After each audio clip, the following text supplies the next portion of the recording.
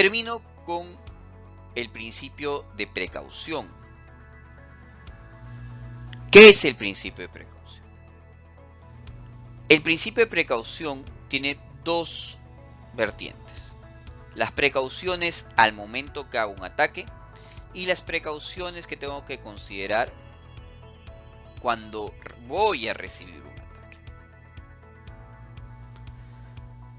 Las precauciones en el ataque significa que cuando uno realiza operaciones militares se debe tener un constante cuidado de no generar dentro de lo posible afectación a la población civil. Por ello se tienen que tomar todas las medidas posibles para evitar, es decir, para que no haya daños a civiles o en todo caso para reducir al máximo ese tipo de daños. Entonces volvemos al ejemplo. Elegí un objetivo militar. Ese objetivo militar, por naturaleza, digamos, una base. Voy a atacar la base. En la base hay, por ejemplo, personal civil, a veces contratistas civiles, por ejemplo, que no son parte de las Fuerzas Armadas, son contratistas civiles. Y esos contratistas civiles van a hacer daño incidental. Entonces tendré que evaluar si la ventaja militar concreta y directa de ese acto es mayor a los daños incidentales que voy a generar a personas o bienes civiles.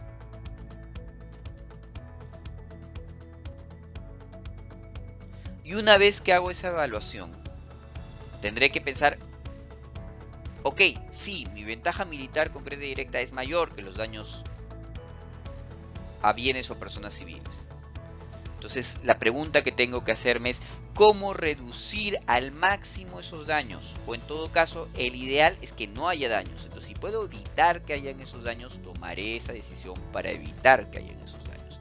Y si no, tengo que pensar cómo reduciré esos daños al máximo. Entonces, por ejemplo, en lo que les mencioné, tal vez los contratistas civiles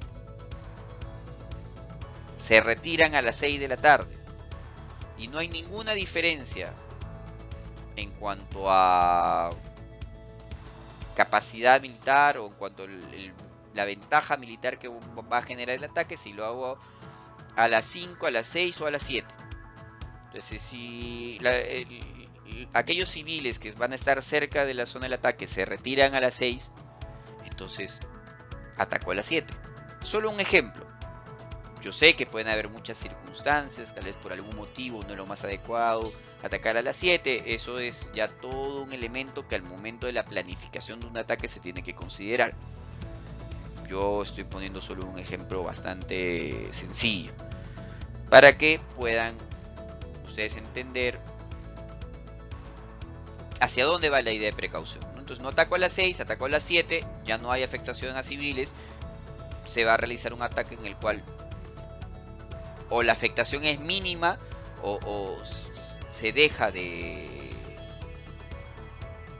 existir. Entonces esas son las precauciones en el ataque. Entonces mucho va a tener que ver con la decisión de qué método y qué medio voy a utilizar, ¿no? Qué método, qué estrategia, ¿no? Y en la estrategia va a estar vinculado si va a ser un ataque aéreo, es un ataque terrestre, es una incursión, es un bombardeo, si es a una hora o es a otra. Y en el medio decidiré si utilizo un ataque con fusil o voy a utilizar armas explosivas. Ya es más qué arma voy a utilizar, y en la decisión de qué arma voy a utilizar probablemente también pueda decidir que una u otra va a disminuir el riesgo que haya afectaciones a civiles. Y para cerrar, las precauciones contra los efectos de los ataques. ¿Qué quiere decir eso? Que las partes en conflicto deben tomar todas las precauciones para evitar que los efectos de los ataques hacia ellos vayan a generar daños, afectaciones en la población civil. ¿Qué significa esto?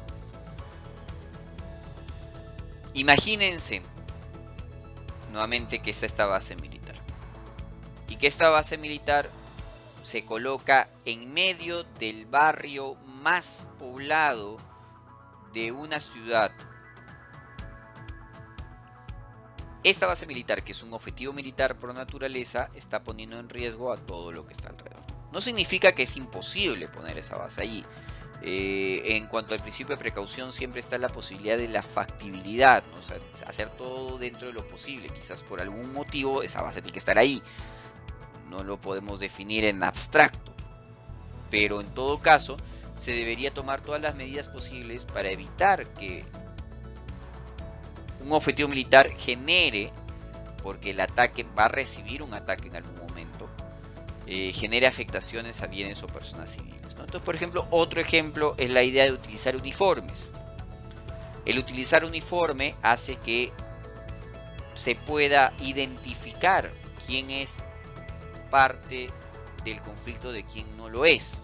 Entonces yo, viendo el uniforme, voy a identificar ese es un objetivo militar, se le puede atacar a ese, pero si las partes dejan de utilizar uniforme, entonces se pueden confundir con la población civil, y lo que muchas veces va a generar es que eso afecte a la población civil. Entonces, la idea de poder identificar quién participa del conflicto es importante también para la protección de la población civil. Entonces es una medida de precaución contra los efectos del ataque. Esos son los 3 principios de conducción de hostilidades que quería presentarles. Entonces, esta sesión sobre fuentes del derecho internacional ha buscado presentar los principales tratados de derecho internacional humanitario. Hay más, obviamente. Por ejemplo, no hemos hablado de la Convención de la Haya de 1954, que regula la protección de bienes culturales, y otros tratados, pero bueno, se ha intentado hacer un resumen de algunos tratados especialmente importantes, tanto generales como que prohíben ciertos o regulan el uso de ciertos medios de combate.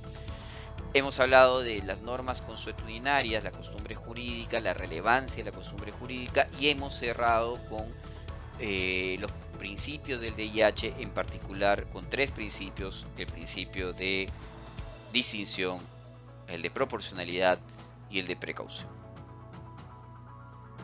Esas son algunas de las fuentes del derecho internacional humanitario.